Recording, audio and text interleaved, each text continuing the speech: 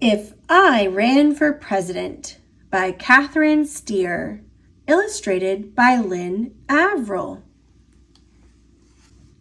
It would be great to run for President of the United States.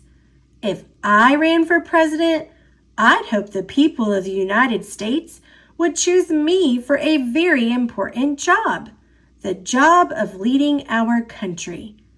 And I'd hope to follow in the footsteps of past presidents such as George Washington, our first president, Thomas Jefferson, Theodore Roosevelt, and Abraham Lincoln. I'd have to think carefully about my decision to run for president. I would want to know how my family felt about it too. Then I'd ask myself, am I the best person for the job? Am I ready to work very, very, very hard for my country? Do lots of people believe in me? And will they help me run for office?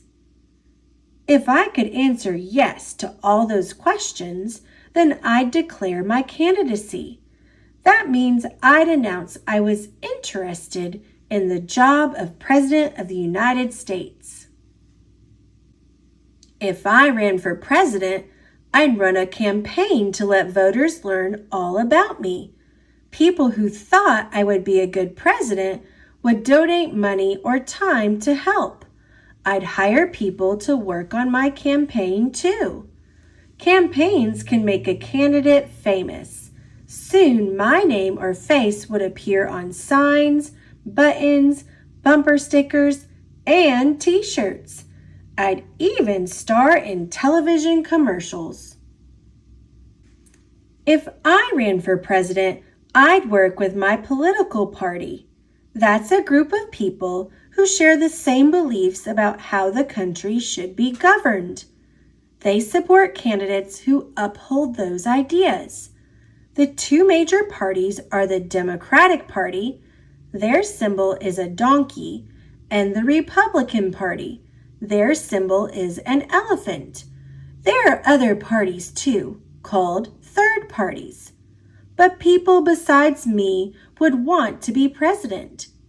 The Republican and Democratic parties must choose whom they'll support in the election. In some states, like Iowa, the parties each hold meetings called caucuses, where members pick their favorite candidate. In most states, party members hold an election called a primary. Caucuses and primaries show which candidates are popular with voters and who might have the best chance of being elected president. The first primary is held in New Hampshire in the winter before the presidential election. I'd be sure to visit there, but I'd have to bundle up. In the summer before the election, the political parties announce their candidate for president. The major parties make this announcement at meetings called conventions. Each state sends delegates to the convention.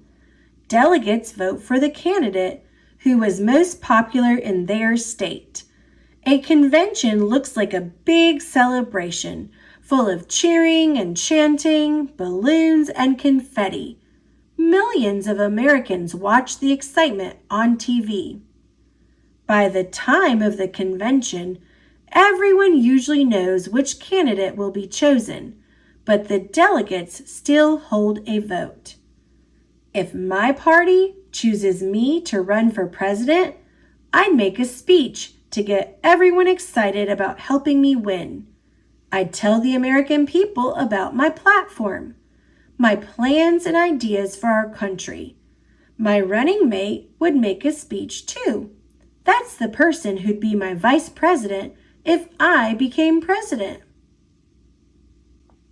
If I ran for president, I'd be invited to debate with other presidential candidates. A person called a moderator would ask us questions. People across the country would listen carefully to our answers. Reporters would ask me questions too, about my life, my family, even my kitten Sassy. They'd print old photographs of me in newspapers and magazines, like the snapshot of me in my superhero costume, or my baby picture when I still wore diapers. If I ran for president, I would travel the country to meet lots of people. I'd have my own campaign bus or airplane to take me from place to place. Inside, there'd be comfy seats, perfect for checking out the news, writing speeches, and thinking about how to solve the nation's problems. I'd take naps, too. I'd need the extra rest. Finally, in November, Election Day would arrive. If I ran for president, I'd be nervous and excited. On Election Day, millions of voters from across the country go to their polling places to cast their ballots. That's another way to say that they vote. In our country, people vote in private. No one but you knows how you voted, but I know I'd choose my favorite candidate, me.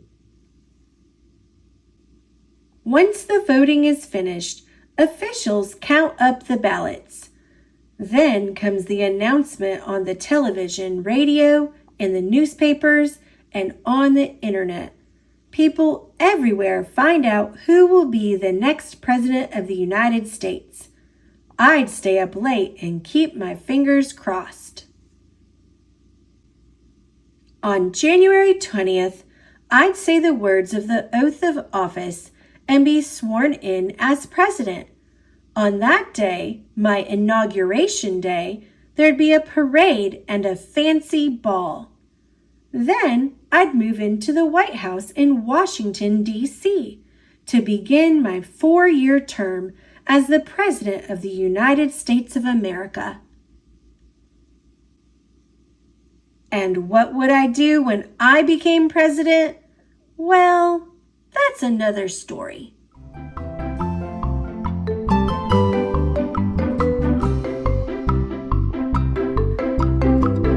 Thanks for watching. Click subscribe. See you later, alligator.